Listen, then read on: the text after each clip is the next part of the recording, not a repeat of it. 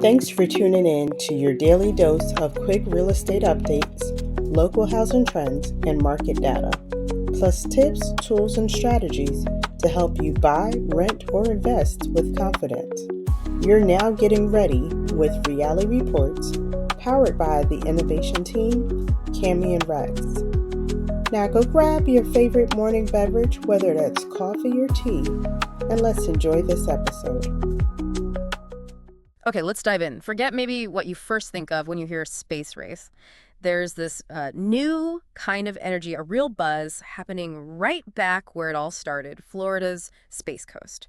We're seeing a lot of global interest. Yeah, and serious investment too. It feels like a really pivotal moment down there. It does. And it's not just, looking back at the Apollo days. This is something new, driven by, strategy and some pretty smart collaborations. Definitely forward thinking. And that's exactly what we want to unpack for you today. We've gathered some really interesting sources. First, there's a detailed report from the Economic Development Commission of Florida's Space Coast, the EDC. Right. They outline these recent international visits. Then we've got a news piece from Florida today. This one covers Governor DeSantis's, pretty ambitious idea about NASA headquarters. Interesting angle. Yeah, and we even made sure to look at a reprint of that EDC article just to, capture everything. Good idea. Yeah.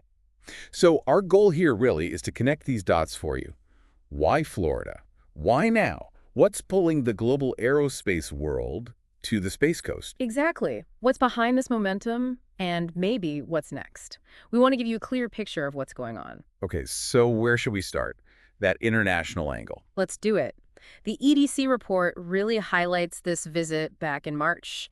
A pretty high-level group from Spain's Basque Country. Yes, that one stood out.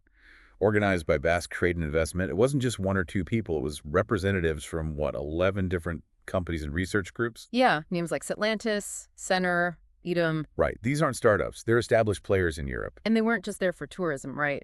The report says their mission was clear: find real growth opportunities, connect with global networks, push their technology forward. Exactly. Strategic is the word. They're looking for partners, for infrastructure, for a way into or maybe deeper into the U.S. market and the global space economy. So why Florida for them, compared to, say, California or Texas? Well, that's the core question, isn't it? The Space Coast seems to offer this unique mix. You've got the launch infrastructure, obviously, but also this growing tech ecosystem. And the EDC report stresses this wasn't like a standalone visit. It's part of a pattern. More international engagement. European organizations specifically are looking seriously at the Space Coast. For partnerships, maybe even setting up offices or facilities there? Potentially, yeah. It's becoming a strategic hub, not just a launch pad. So let's dig into that magnet. What is pulling everyone in?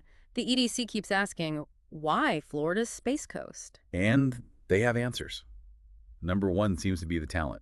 That skilled workforce pipeline. Which doesn't just happen, right? They point to the education system. Exactly. Public schools, but also those big universities nearby, Embry-Riddle, Florida Tech, UCF. They're churning out engineers, technicians, scientists with the right skills. People ready to work in aerospace. Right. And then there's the quality of life aspect. Which you can't discount, can you, if you want to attract and keep top talent? They need to want to live there. Absolutely. But it's practical, too. They talk about the integrated manufacturing ecosystem. Meaning, like, suppliers and related companies are already there. Yeah. Proximity, less hassle getting parts, easier collaboration.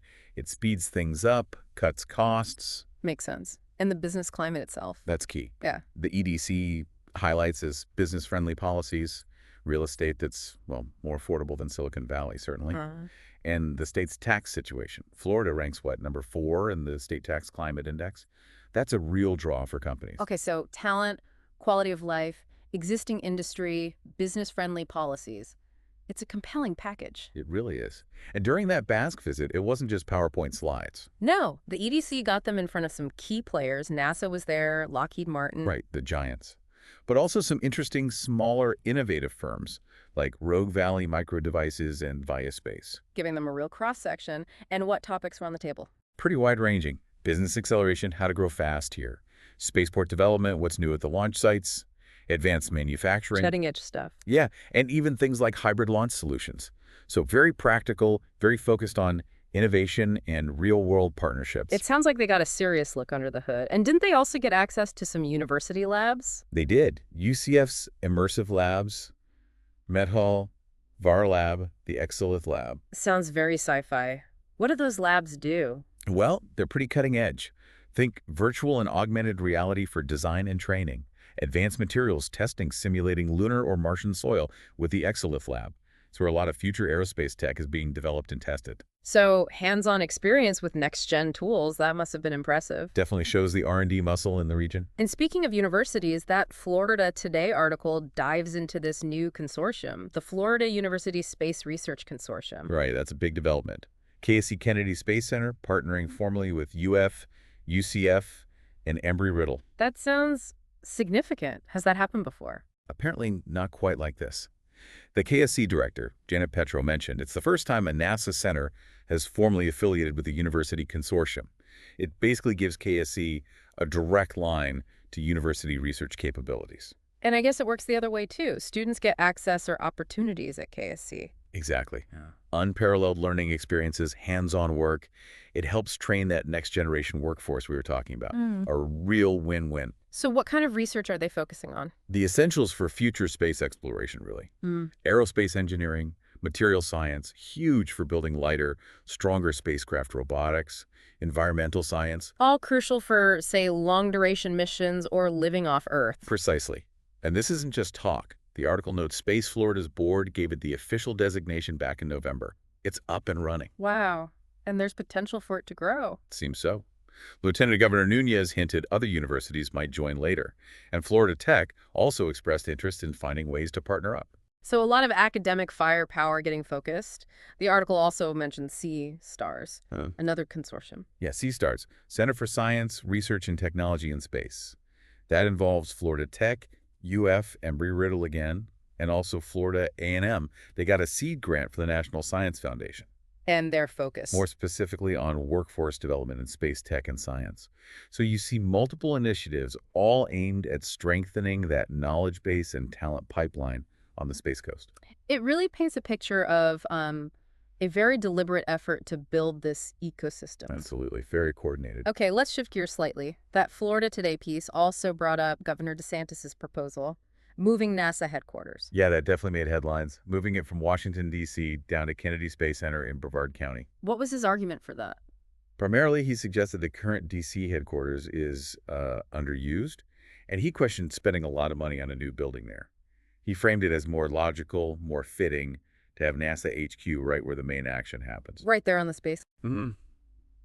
Very, very fitting, I think was his phrase. Did he get any backup on that idea from the space community? Well, the article mentions Rob Long, the head of Space Florida.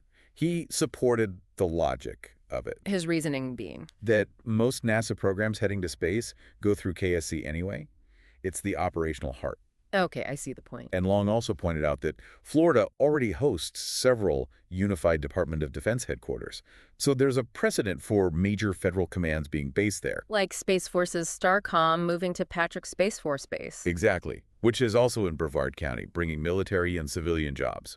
So the idea is maybe NASA HQ fits that pattern too. It's certainly a bold proposal. It is. Yeah. And it adds another layer to this whole picture of the Space Coast's growing importance, not just for commercial space, but for government and military space activities too. So if we pull all these threads together, the international delegations, the focus on talent in universities, the industry collaboration, even this talk about NASA HQ, what's the big picture? I think the big picture is one of convergence and momentum. And the Economic Development Commission, the EDC, seems to be right in the middle of it, kind of orchestrating things. Connecting the dots, like you said earlier. Yeah, connecting stakeholders, pushing for innovation, really trying to build that aerospace economy. Their message is pretty clear. Which is? That if you're serious about aerospace, launching, expanding, innovating, Florida's Space Coast is the place to be. They ended their report pretty strongly, didn't they? Something like, the future is here, and it's happening on Florida's Space Coast. That's quite a statement. Confident. Well, based on the developments we've talked about, the investment, the partnerships, the research, like it doesn't feel entirely like hype, does it? There's substance there. No, it feels like there's real energy. Okay, so as we wrap up this deep dive, what are the main things you think folks should take away from all this? I think the key takeaway is synergy. It's not just one thing. It's the combination. Global companies noticing, a deep talent pool being actively nurtured, universities really stepping up and partnering with industry, a supportive business climate, and strong government and agency presence like NASA and Space Florida pulling in the same direction. It's that whole ecosystem working together. Exactly. It's moved beyond just being the place rockets launch from. It's becoming a center for design, development, manufacturing, the whole life cycle. Which makes you wonder about the bigger implications, right? If you concentrate that much innovation and investment in one place, what does that mean for space exploration down the line? Or even for technologies we use every day? That ripple effect is definitely something to watch. And maybe that leaves us with a final thought for you, our listeners. Go on. With all this momentum, all this focus on Florida, how might our actual definition of a space hub change in the next few years? What does a leading global center for space look like in the 2030s? And what specific role is Florida carving out for itself in shaping that new reality? A lot to think about there. The Space Coast story is definitely one to keep following. Well, that wraps up today's episode of Reality Reports, where real estate meets real life. For more updates, tools, and insights that will help you buy, rent, or invest with confidence, be sure to follow, subscribe, stay connected, stay informed, and stay ready. Until next time.